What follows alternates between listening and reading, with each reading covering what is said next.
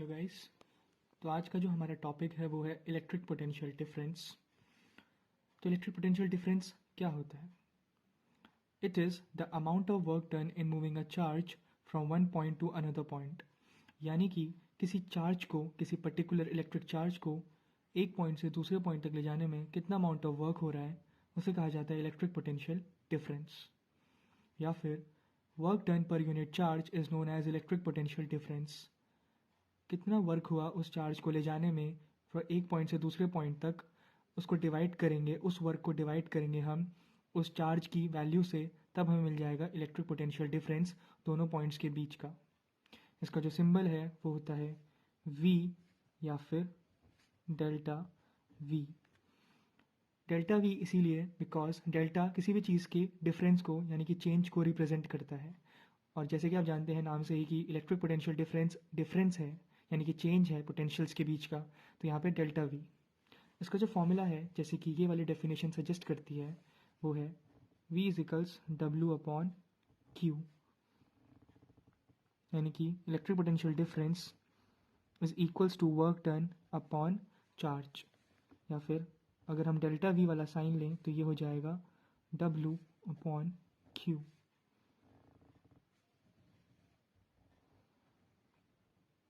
तो जो इसकी यूनिट होती है वह कुछ इस प्रकार है। इसकी ऐसा यूनिट है वोल्ट्स, जिसको V से दिखाते हैं।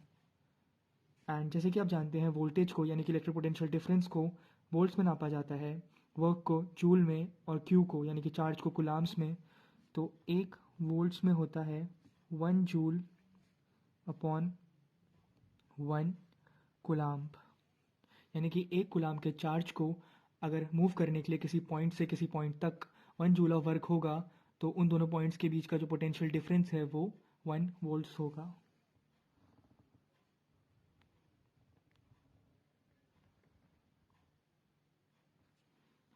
It is a scalar quantity. यहाँ एक स्केलर क्वांटिटी है। स्केलर इसीलिए बिकॉज इसके पास सिर्फ और सिर्फ मैग्नीट्यूड होता है, कोई डायरेक्शन नहीं होती है, इसलिए यहाँ एक सिर्फ स्केलर क्वांटिटी है। It is measured by a device known as volt meter.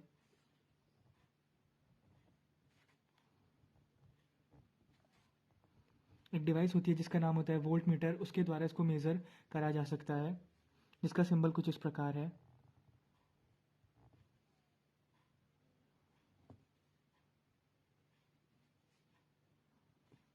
Positive negative like this, यह उसका सिंबल है।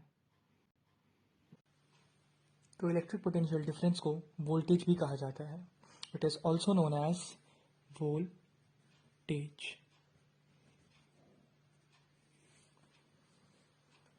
तो हमारा नेक्स्ट टॉपिक है कॉन्सेप्चुअलाइजिंग इलेक्ट्रिक पोटेंशियल डिफरेंस। यानी कि इलेक्ट्रिक पोटेंशियल डिफरेंस का बेसिक कॉन्सेप्ट क्या है, आइए उसको समझते हैं। सपोज करिए यहाँ एक पॉइंट B है और यहाँ एक पॉइंट A है। पॉइंट A से R डिस्टेंस दूर एक चार्ज Q रखा है जो कि पॉजिटिवली चार्ज्ड है। B पॉइंट पर एक छोटा चार्ज Q रखा है, ये भी पॉजिटिवली चार्ज्ड है। आपको इस चार्ज Q को, स्मॉल q को उठाकर इस पॉइंट A पे ले जाना है। अब दोनों पॉइंट्स अलग हैं तो इनका पोटेंशियल भी अलग होगा। B पॉइंट पे मान लीजिए पोटेंशियल है VB और A पॉइंट पे पोटेंशियल है मान लीजिए VA। किसी एक्सटर्नल एजेंट द्वारा वर्क करा के हम इस चार्ज को इस पॉइंट पर ला सकते हैं, यानी कि B से A तक ला सकते हैं। तो किसी एक्सटर्नल एजेंट द्वारा, सपोज कर लीजिए हम ही वर्क कर रहे हैं इस चार्ज को यहाँ से यहाँ ले जाने में। तो साइंटिस्ट्स ने ऐसा देखा कि इसकी जो इक्वेशन बनेगी वह कुछ इस प्रकार होगी। जो फाइनल पॉइंट है VA माइनस जिस पॉइंट से हम उठा के लाए हैं उस पॉइंट का potential VB will be equals to work done by external agent from B point to A point upon charge की वैल्यू, इस चार्ज की वैल्यू ना कि इस चार्ज की, क्योंकि हम मूव इस चार्ज को कर रहे हैं।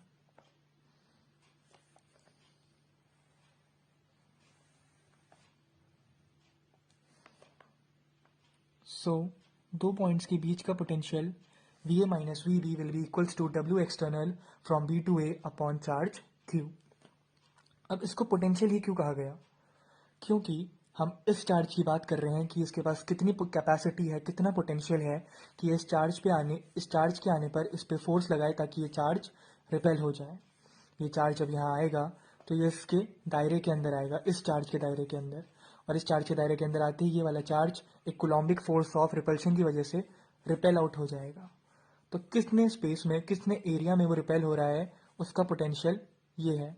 तो हम इस तरीके से पोटेंशियल डिफरेंस को कॉन्सेप्चुअलाइज कर सकते हैं। बट सपोज अगर हमें सिर्फ सिंगल पॉइंट का पोटेंशियल निकालना हुआ, मान लीजिए जैसे कि हमें ए पॉइंट का पोटेंशियल निकालना हुआ, तो क्या करेंगे? उसके लिए हम मानेंगे सेम सिनेरियो होगा बट थोड़ा सा स्लाइट वेरिएशन है। सबसे पहले मानिए कि पॉइंट ए है, उससे आर डिस्टेंस दूर सेम चार्ज कैपिटल क्यू रखा है।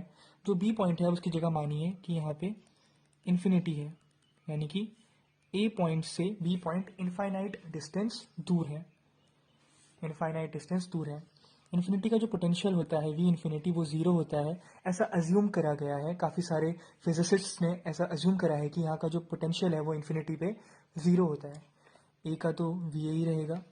इस चार्ज क्यू को वर्क करा के हमें इन्फिनिटी से इस पॉइंट पे लाना है।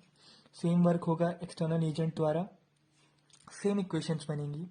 वी ए माइनस, अब वी बी की जगह वी इन्फिनिटी आ जाएगा, will be equals to W external from infinity to A upon Q। Same ऐसा सिनेरियो रहेगा।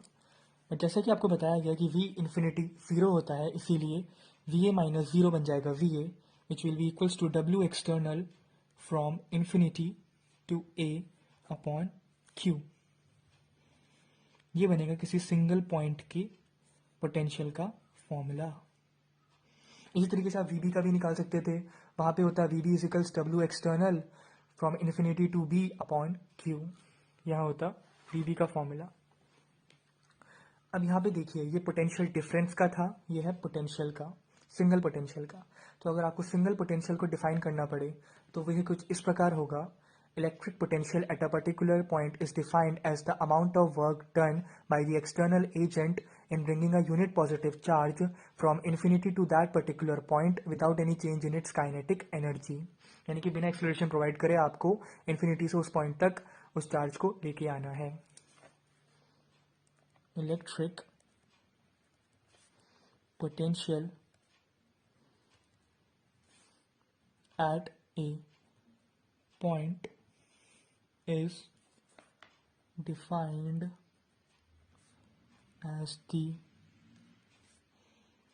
amount of work done in bringing a unit positive charge, यानी कि +1 coulomb का चार्ज from infinity